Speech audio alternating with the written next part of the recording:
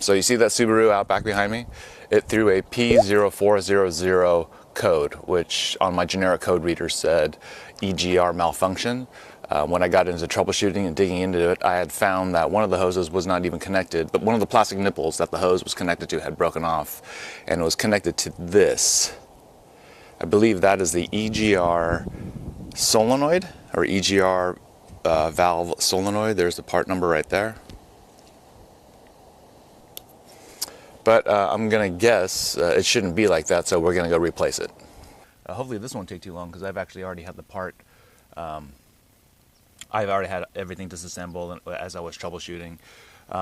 So I don't know what this is. This is a valve or a transducer. This is like a transducer. This is a valve. So I know this is part of it. You can test this diaphragm thing here. This is part of it. This needs to come off. But the solenoid that we are going to be replacing is down under here, under this hose, which is back. It's down there.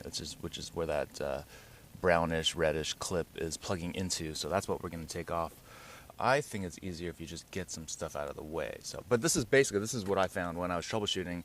Is I was like tracing these. I noticed that this hose right here, coming off of this guy, was just like loose, not connected to anything. And then inside the hose, was a broken plastic nipple that had come off. So that's what led me to think that. Then I had to trace back where could it have been connected, and I realized it was connected here. Once we get it off, we'll take it on the bench and we'll compare them both. So let's start taking off some pieces. So first piece, I think, is like to get this guy out of the way, because it's just kind of like out. So squeeze it, move it, and it should come off. Come on, baby. Come on, baby. Then just move it out of the way. I like to keep it out, like right there. I could actually probably get to it, but I want to give myself some clearance, so I'm going to take this off, and I'm going to move this out of the way. So let's do, how did I do this? I disconnected that hose. This thing just pops off with this spring clamp, and you pull right up. Oop, wasn't even on there. Just move that out of the way. So I am going to remove this valve thing. See, and like everything should be relatively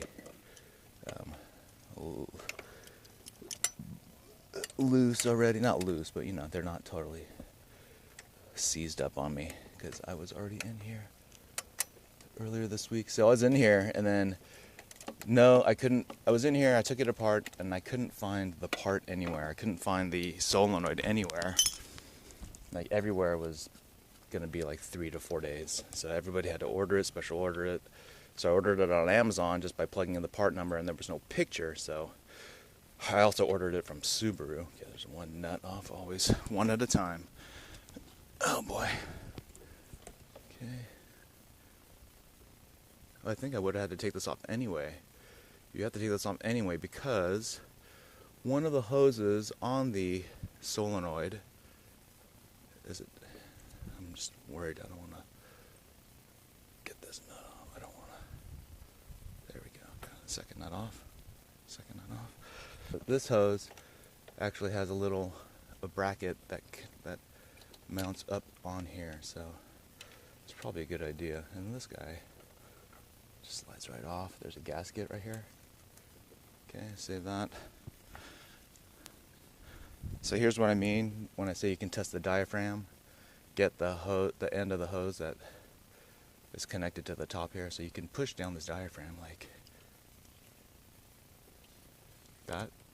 Just push it down, and if you hold that like a straw when you're a kid at the restaurant, see? So I guess that means it's working.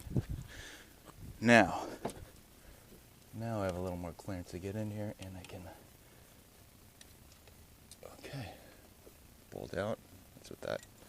And then here we go. Here's the old one. Here we go. So if you can see down in there, that's where it bolts up to that part of the intake manifold. Okay, let's take it to the bench and compare. We can see here where the nipple broke off.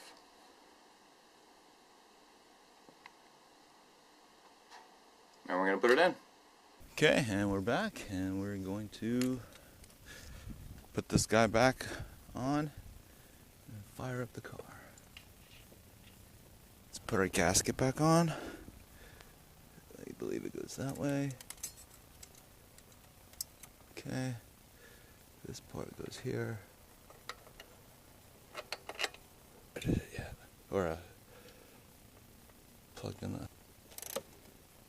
Let's connect this big hose. Oh yeah, take that. Squeezy, hosey, clampy. Back to where you belong. This goes back up onto this hose. Make sure that fit is flush, snug, however it's supposed to fit. This guy goes back in. Alright, so there you have it. We're going to fire it up, take it for a drive, but hopefully that should fix the issue. But I assume it will, or I presume it's at least in a better position than it was before. So let's take it for a drive. Thanks for watching. Bye.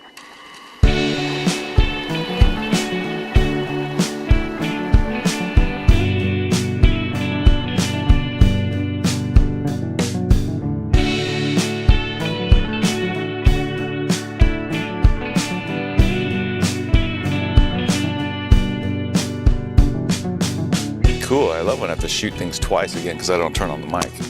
Okay,